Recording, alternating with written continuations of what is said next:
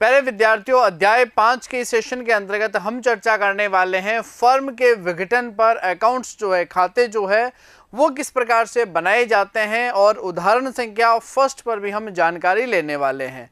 पिछले सेशन में हमने देखा था कि साझेदारी यानी फर्म के विघटन पर हम जर्नल प्रविष्टियां किस प्रकार से करते हैं, और इसमें देखेंगे खाते कौन कौन से बनाए जाते हैं। शुरू करते हैं। जब फर्म का विघटन होता है तो लेखांकन हेतु निम्नलिखित खाते बनाए जाते हैं। सबसे पहले बात करते हैं वसूली खाते की। तो वसूली खाता क्यों बनाया जाता है? वसूली खाता बनाया जाता है संपत्तियों से वसूली और दायित्व के भुगतान को दर्शाने के लिए बनाया जाता है। अब बात करते हैं वसूली खाता कब बनाया जाता है। तो वसूली खाता बनाया जाता है फर्म के विघटन पर। थर्ड पॉइंट आता है वसूली खाते का नेचर क्या है। यह एक नाम मात्र का खाता है, यह एक अवास्तविक खाता होता है। और फोर्थ पॉइंट आ जाएगा वसूली पर जितने भी जो डिफरेंस निकल करके आएगा, जो डेबिट साइड में और क्रेडिट साइड का जो अंतर आएगा, इसे हम कहते हैं वसूली पर लाभ या वसूली की हानि, जिसे साझेदारों में उनके लाभ हानि विभाजन अनुपात में वितरित किया जाएगा। फिर बात करते हैं साझेदारों का ऋण खाता। तो पार्टनर्स जो लोन अकाउंट का शेष है, ना तो वो रियलाइजेशन अकाउंट में जाएगा, ना ही वो आपका साझेदारों के पूंजी खाते में जाएगा। पार्टनर्स लोन अकाउंट में ही उसका भुगतान प्रदर्शित करना है, उसका हस्तांतरण नहीं किया जाएगा।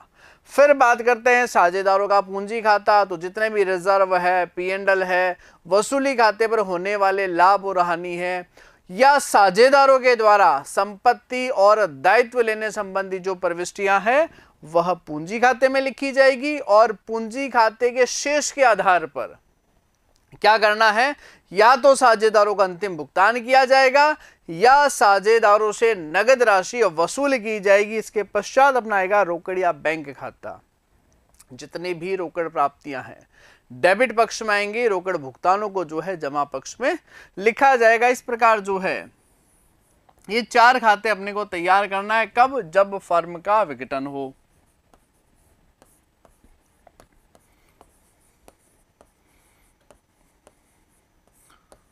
फर्म के विघटन पर बनाए जाने वाले खाते। अब हम क्या करते हैं, इनका विस्तृत अध्ययन करेंगे वन बाय वन। सबसे पहले बात करते हैं वसूली खाता यानी कि रियलाइजेशन अकाउंट के बारे में। जब फर्म का विघटन होता है, कब बनाया जाता है?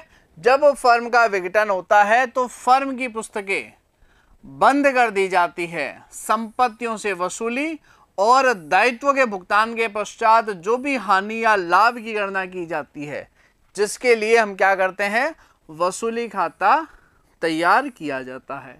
इस खाते के माध्यम से परिसंपत्तियों से वसूली और दायित्व के भुगतान के पश्चात जो भी निवल प्रभाव यानी कि वसूली पर जो भी लाभ या हानि होगा उसका निर्धारण करके साझेदारों के पूंजी खाते में उनके लाभ विभाजन अनुपात में हस्तांतरित या वितरित जो है किया जाता है।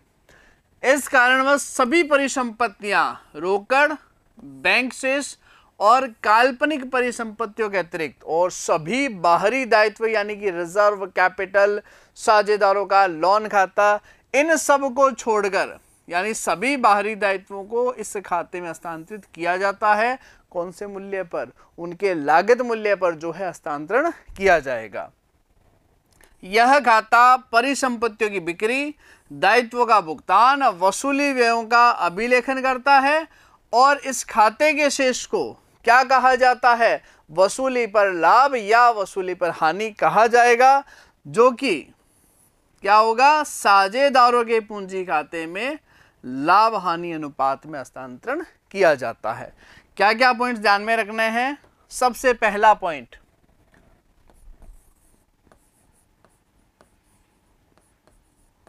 वसूली खाता फर्म के विघटन पर बनाया जाता है।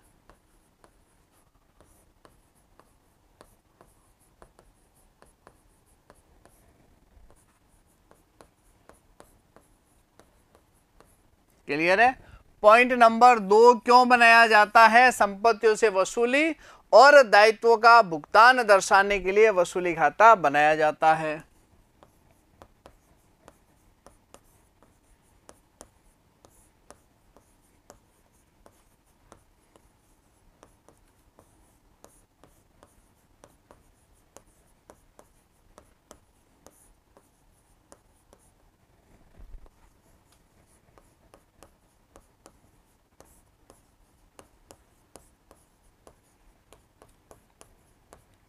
संपत्तियों से क्या वसूली है, दायित्व से जो भुगतान है वो क्या है।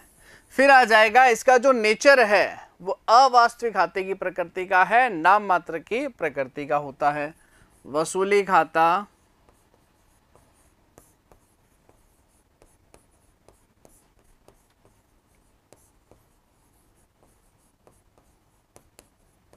एक अवास्तविक या नाम मात्र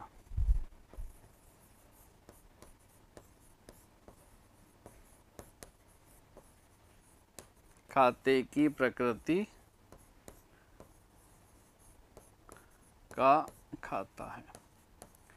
और वसूली व्यय का जितना भी अंतर होगा वसूली पर लाभ या वसूली की हानि कहलाएगा, जो कि साझेदारों में उनके लाभ हानि विभाजन अनुपात में अंतरित किया जाएगा। क्या आ जाएगा?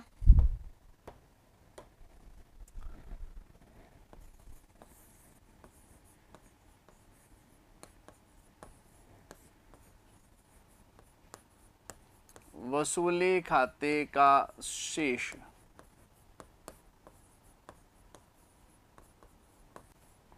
वसूली पर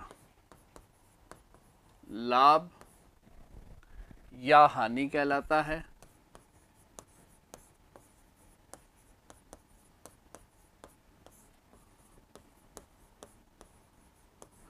जिसे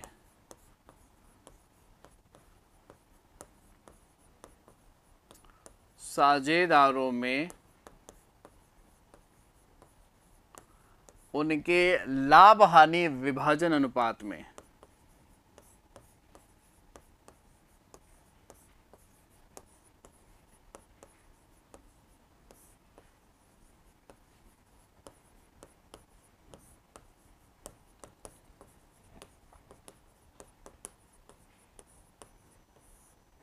हस्तांतरित किया जाता है।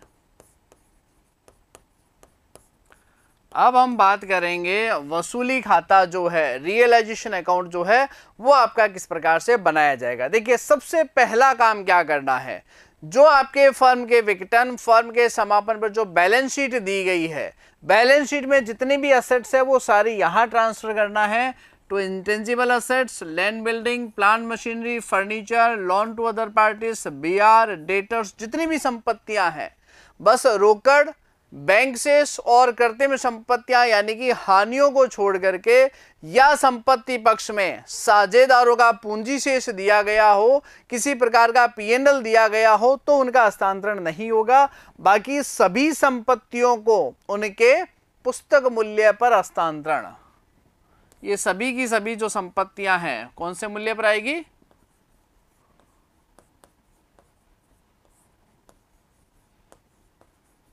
पुस्तक मूल्य पर। कहां से आएगी?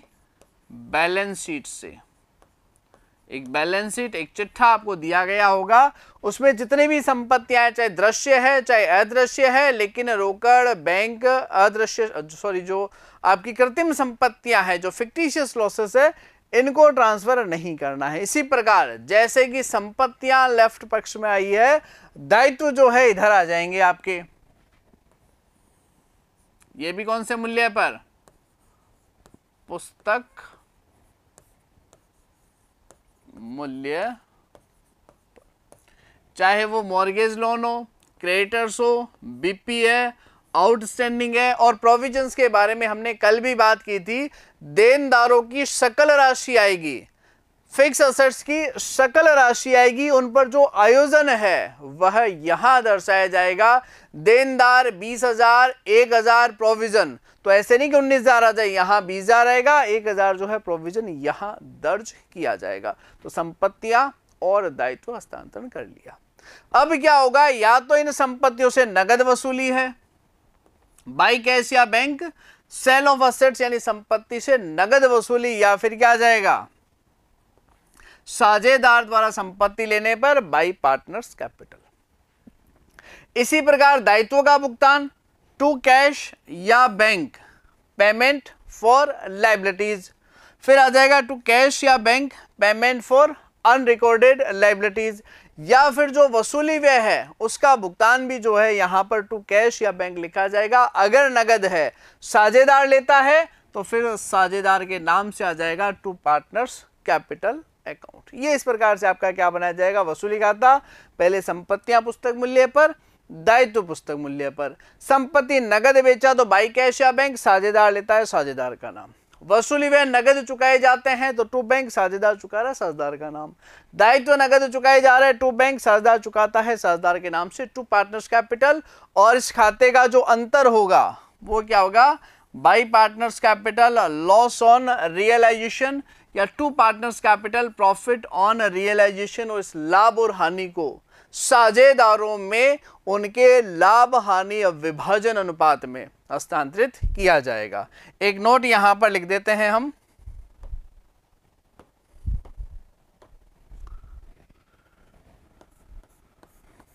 बैलेंस शीट में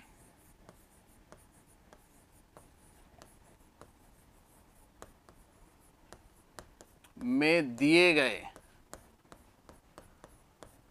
cash, bank, bank overdraft,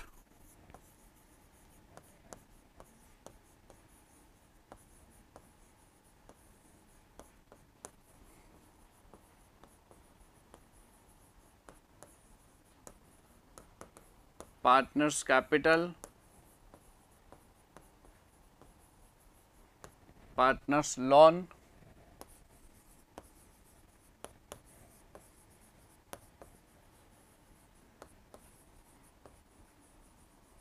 partners current, reserve,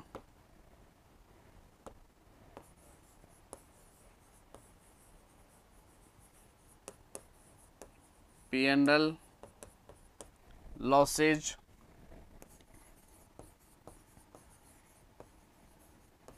आदि के शेष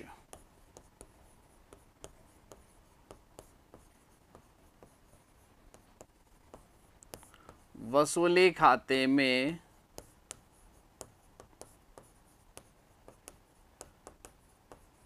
हस्तांतरित नहीं होंगे। इनको हमें ट्रांसफर नहीं करना है। जो शेष बैलेंस शीट में दिए गए हैं, जैसा कि हम लिखते हैं यहाँ पर, संपत्तियां यहाँ लिखी जाए, दायित्व यहाँ लिखे जाएं, लेकिन संपत्ति और दायित्व पक्ष में इनके शेष भी दिए गए होंगे, इनका हस्तांतरण नहीं करना होता है। अब बात करेंगे साझेदारों का ऋण खाता, partners loan account. Partners loan account के बारे में स्पष्ट कर देता हूं कि कभी भी साझेदार के ऋण खाते का जो शेष है, ना तो वह साझेदारों के पूंजी खाते में जाएगा, ना ही उसे वसूली खाते में हस्तांतरण करना है। उसके लिए पृथक से खाता बनाया जाएगा और उसी खाते के माध्यम से भुगतान किया जाएगा। यानी कि साझेदारों के ऋण खाते का शेष ना तो वसूली खाते में हस्तांतरित, ना ही साझेदारों के पूंजी खाते में। साझेदारों के ऋण का भुगतान दर्शाने तो साझेदार का ऋण खाता बनाया जाता है बाई बैलेंस बीडी। यहां पर प्रारंभिक शेष आ जाएगा,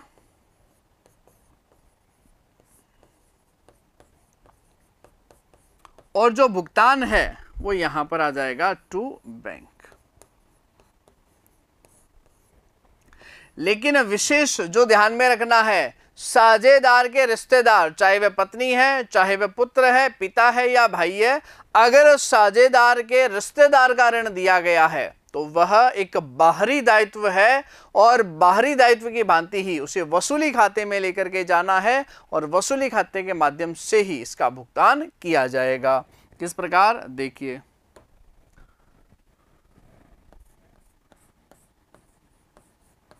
साझेदार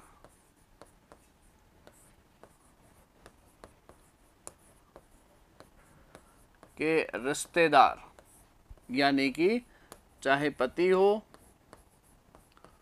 पत्नी हो, पुत्र हो, भाई हो, पिता हो, रिश्तेदार के ऋण बाहरी दायित्व होते हैं।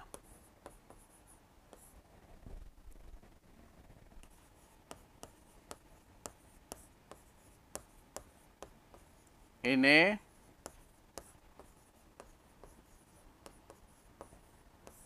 वसूली खाते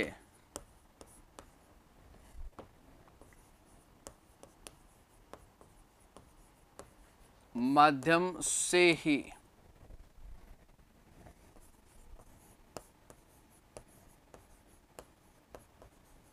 निपटाया जाएगा।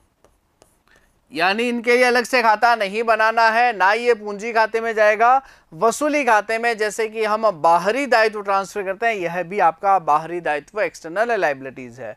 अब बात करेंगे साझेदारों का पूंजी खाता पार्टनर्स कैपिटल में क्या करना है। साझेदारों की पूंजी का प्रारंभिक शेष, रिजर्व, P&L, लॉसेज, लाभों का हस्तांतरण, जो वसूली खाते का लाभ हानि है उसका हस्तांतरण, या साझेदार द्वारा किसी प्रकार की संपत्ति ली गई है, वसूली व्यय का भुगतान किया गया है या दायित्व का भुगतान किया गया है, तो इन सभी समायोजनों को कहां लेना है? पार्टनर्स कैपिटल अकाउंट में। और इस कैपिटल अकाउंट का डिफरेंस निकाल लेंगे। अगर क्रेडिट पक्ष ज्यादा है तो अतिरिक्त राशि साझेदारों को भुगतान की जाएगी, निकाल ली जाएगी फर्म से, जबकि डेबिट शेष होने पर वह अतिरिक्त राशि साझेदारों से वसूल की जाएगी। क्यों? क्योंकि साझेदारी जो है हमेशा असीमित दायित्व की होती है। अगर लॉस की कंडीशन है, विघटन में डेफिसिट अगर हो रहा है, तो साझेदारों की व्यक्तिगत संपत्तियों से वह राशि वसूल की जा सकती है। किस प्रकार?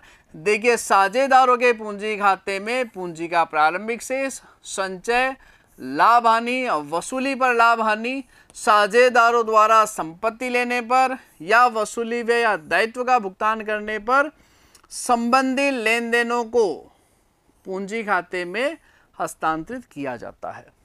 और पूंजी खाते के शेष के आधार पर अंतिम निपटान किया जाएगा। यदि पूंजी का जमा शेष है तो साझेदार को उस राशि का भुगतान करेंगे, जबकि नाम शेष होने पर साझेदारों से अतिरिक्त राशि जो है वसूली जाएगी। नाम शेष होने पर साझेदारों से अतिरिक्त राशि जो है वसूली जाएगी, उनसे राशि जो है वो मंगवाई जाएगी। किस प्रकार? सबसे पहले प्रारंभिक शेष आ गया बाई बैलेंस बीडी, और अगर मान लीजिए संपत्ति पक्ष में लिखा हो तो यहां पर भी आ सकता है टू बैलेंस बीडी, क्योंकि फर्म का विघटन है तो हो सकता है नाम शेष भी दिया गया हो।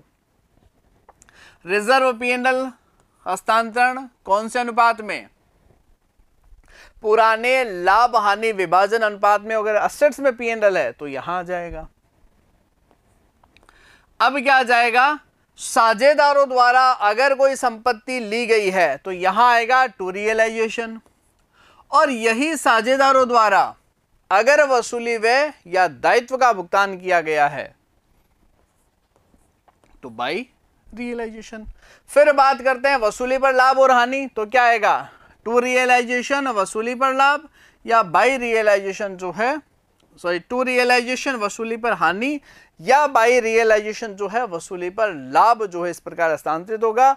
अब शेष निकाल लेंगे। यदि क्रेडिट पक्ष की टोटल ज्यादा है तो साझेदारों द्वारा अतिरिक्त राशि फर्म से निकाल ली जाएगी, जबकि डेबिट शेष ज्यादा होने पर साझेदारों से राशि जो है वसूल की जाएगी। क्योंकि फर्म का विघटन सभी प्रकार के भुगतान किए जाएंगे। अगर राशि कम होती है तो साझेदारों से मंगवाना है, नहीं तो उनकी पूंजी वापसी कर दी जाएगी। और मान लीजिए कि स्थिर पूंजी विधि है तो ये जितने भी समायोजन है, रिजर्व, P&L, वसूली खाते के, ये सभी समायोजन करंट अकाउंट में होंगे, और करंट का जो शेष है वो आपका कैपिटल अकाउंट में ट्रांसफर होगा। तत्पश्चात टू बैंक या बाई बैंक द्वारा भुगतान किया जाएगा। कैसे? देखिए, यदि स्थिर पूंजी विधि है तो निश्चित रूप से दो खाते बनेंगे, कैपिटल और करंट अकाउंट। करंट अकाउंट में सिर्फ और सिर्फ पूंजी लगाने और हटाने को छोड़ करके शेष सभी समायोजन आ जाएंगे।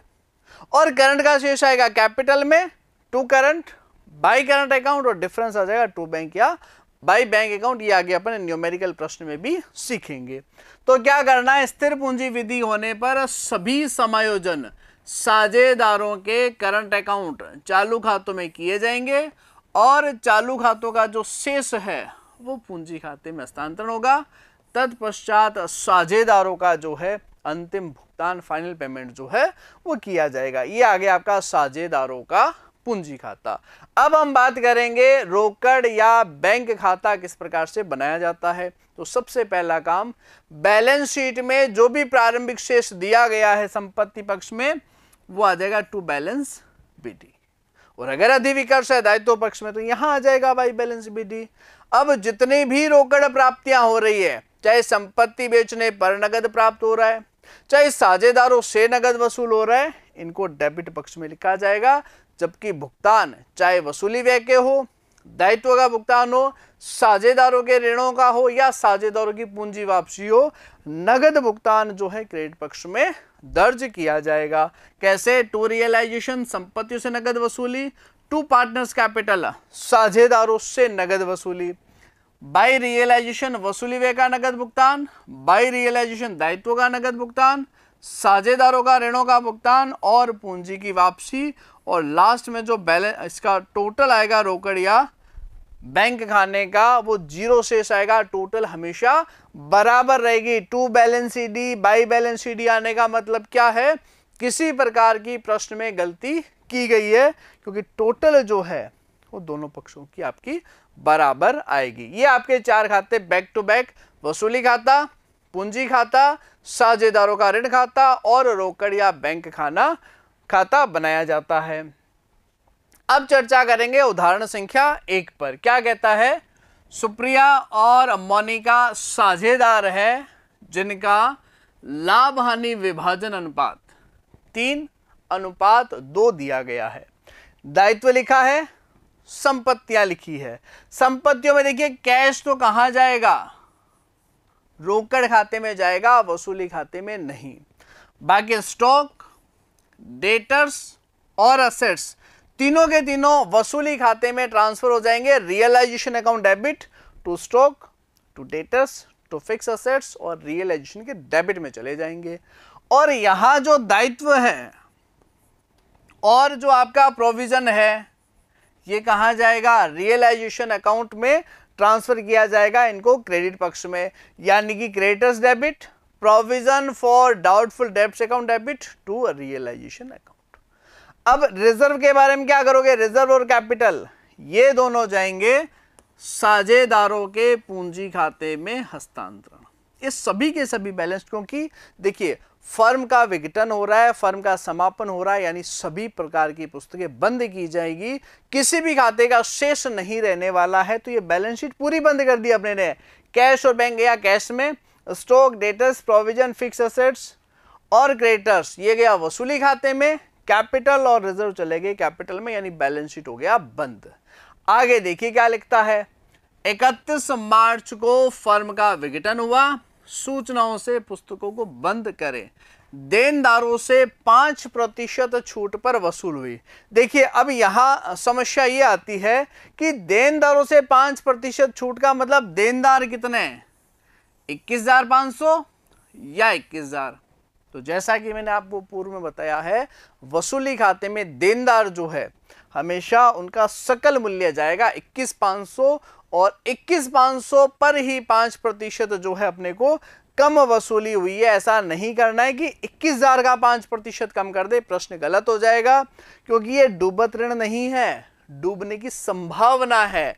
सकल देनदार तो 21,500 है और इन्हीं पर जो है 5% राशि डूबी है। तो 5% तो ये और 500 ये, डबल थोड़ी डूबेगी राशि, डूबने की संभावना 500 थी, डूब कितना गया 5%। जो डूबत ऋण है वह शेष रह जाएगा, बैलेंस रह जाएगा, लाभ हानि।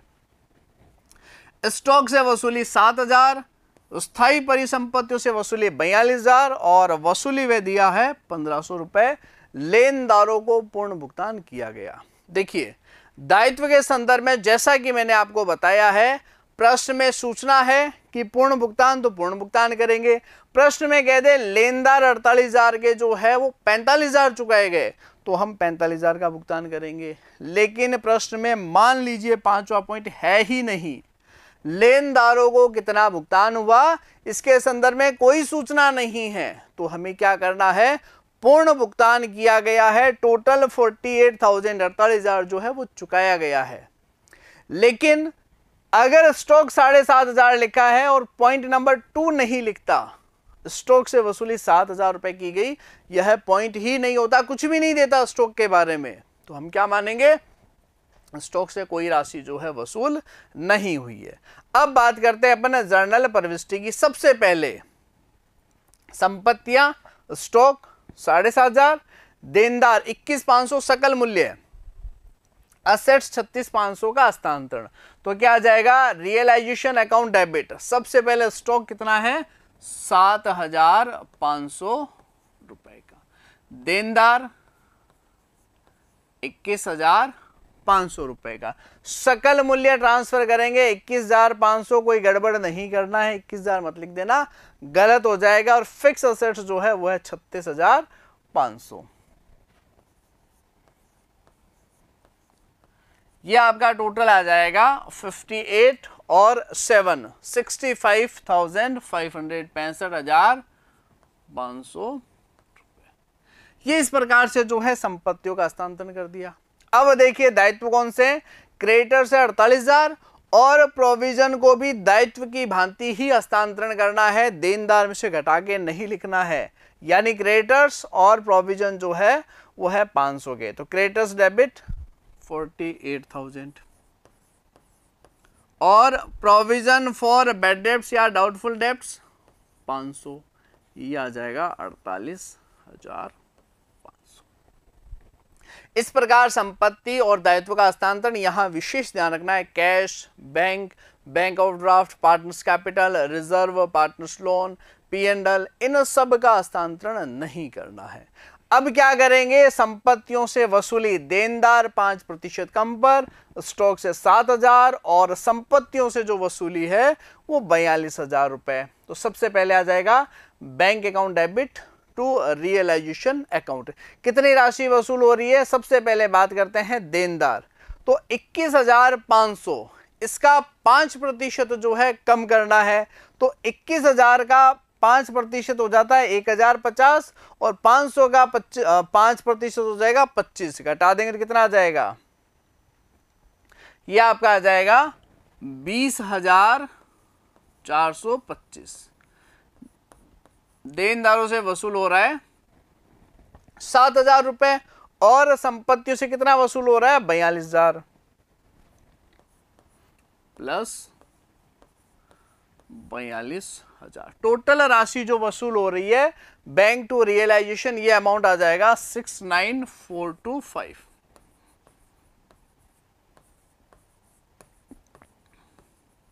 इसी प्रकार भुगतान जो किया जाएगा वो कितना किया जाएगा, देखिए वसूली वे 1,500 और लेनदार को पूर्ण भुगतान, यानी जो 48,000 के लेनदार थे उसका फुल्ली पेमेंट किया गया है, पूर्ण भुगतान किया गया है, तो 1,500 और 48,000 49,500 कितना आ जाएगा, टोटल पेमेंट जो है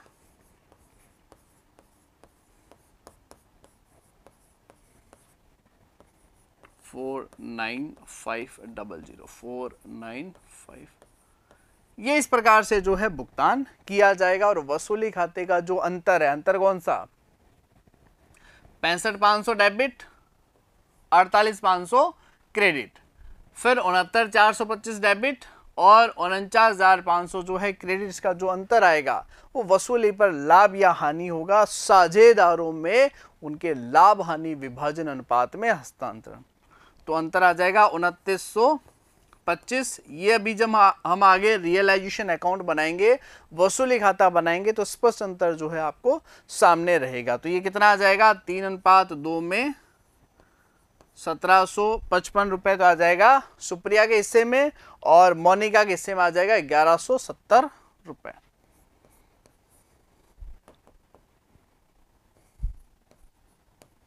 ये साझेदारों में हस्तांतरण कर देंगे जो भी उनका लाभ हानि विभाजन अनुपात था 3:2 में।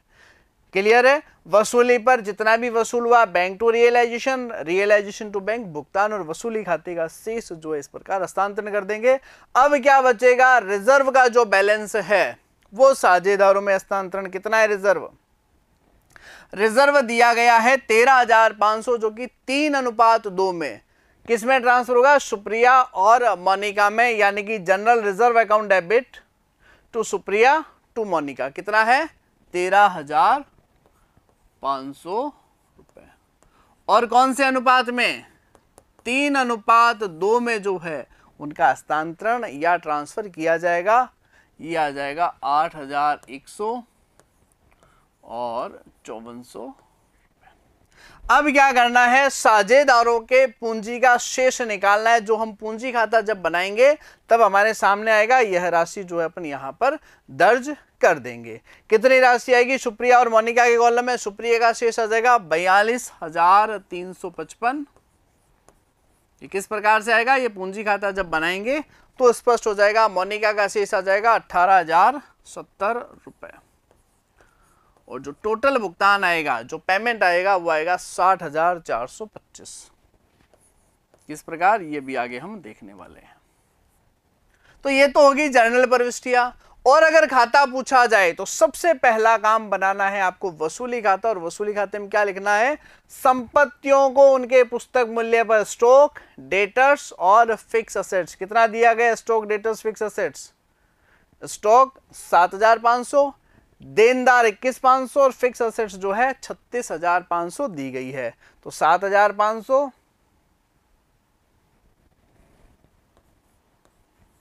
देनदार 21,500, इन पर जो आयोजन है 500 रुपए वो हम यहां दर्ज करेंगे। और फिक्स असेट्स जो थी वो कितनी थी अपनी 36,500 रुपए। और लेनदार जो थे वो थे आपके 48,000 रुपए। ये सभी संपत्तियों को यहां पर ट्रांसफर कर दिया, दायित्वों को उधर पुस्तक मूल्य पर। लेकिन reserve, P&L, partners capital, partners current account, partners loan account, cash, bank और बैंक ओवरड्राफ्ट, इन सब के जो बैलेंस, जो शेष जो है वो बैलेंस शीट से यहां हस्तांतरण नहीं होंगे। अब बात करते हैं वसूली बाई बैंक। देनदारों से जो है कितनी राशि अपने को वसूल हो रहा है। तो देनदारों से अपने ने लिखा था जो अमाउंट वसूल हो रहा है वो था अपना, कितना दिया गया था देनदारों से वसूली, 5% कम पर जो है अपने को वसूल हुआ था। कितना था देनदार से 5% कम, 21,500 का 5% घटाएंगे, ये आ जाएगा 20,425। स्टॉक के बारे में स्पष्ट कहा था 7,000 वसूल हुआ है। संपत्तियों के बारे में भी स्पष्ट कहा था कि 42,000 रुपए जो है वसूल हुआ है। टोटल वसूली थी 69,425। इसी प्रकार भुगतान जो है वो आ जाएगा यहां पर टू बैंक। लेनदार को पूर्ण भुगतान था 48,000 रुपए, वसूली व्यय जो थे 1,500 रुपए, टोटल 49,500। ये आपका बन गया रियलाइजेशन अकाउंट। और रियलाइजेशन का जो अंतर है वो निकाल लिया जाएगा। कितना आ जाएगा, 925, 925, 16, 1, 17, 1, 17, 925। और इनमें से यह राशियां जो है घटाई जाएगी तो अंतर आ जाएगा 2925, जो कि हमने पहले लिखा था। कौन से अनुपात में जाएगा, लाभ हानि विभाजन अनुपात, यानी कि 3:2 में इस राशि का हस्तांतरण किया जाएगा। 2925 का कितना आ जाएगा 1755। और कितना आ जाएगा अपना 1755 तो एक में आ जाएगा और दूसरे का हिस्सा आ जाएगा 1170 रुपए। कौन से अनुपात में, 3:2 में। ये इस प्रकार से आपका रियलाइजेशन अकाउंट यानी वसूली खाता जो है वो तैयार किया जाएगा। अब बात करते हैं साझेदारों का पूंजी खाता। सबसे पहला काम पूंजी का प्रारंभिक शेष जो है वो दर्ज करना है। और प्रारंभिक शेष कितना दिया गया है पूंजी का, सुप्रिया का 32,500 और मोनिका का हिस्सा 11,500, ये दर्ज करते हैं। 32,500 और 11,500 रुपए, ये पूंजी का शेष। अब रिजर्व दिया गया है, कितना दिया गया है उसको भी लाभ हानि विभाजन में ट्रांसफर करेंगे। 13,500 3:2 में 8,100 और 5,400।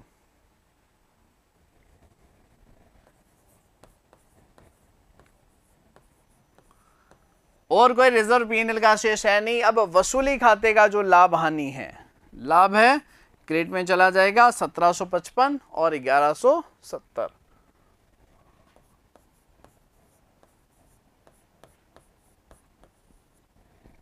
ये जो है पूंजी खाते में हस्तांतरण। अब क्या कर देंगे, पूंजी का अंतिम शेष निकाल देंगे।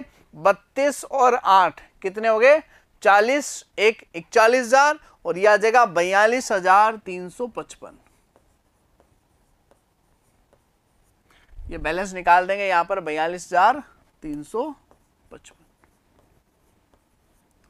और ये साझेदारों को जो है अंतिम भुगतान कर देंगे। इसी प्रकार मोनिका के पूंजी खाते का शेष निकाल देंगे। 11 और 5 16,900, 17,900 और 17,900 एक 18,070 रुपए। बैलेंस निकाल देते हैं।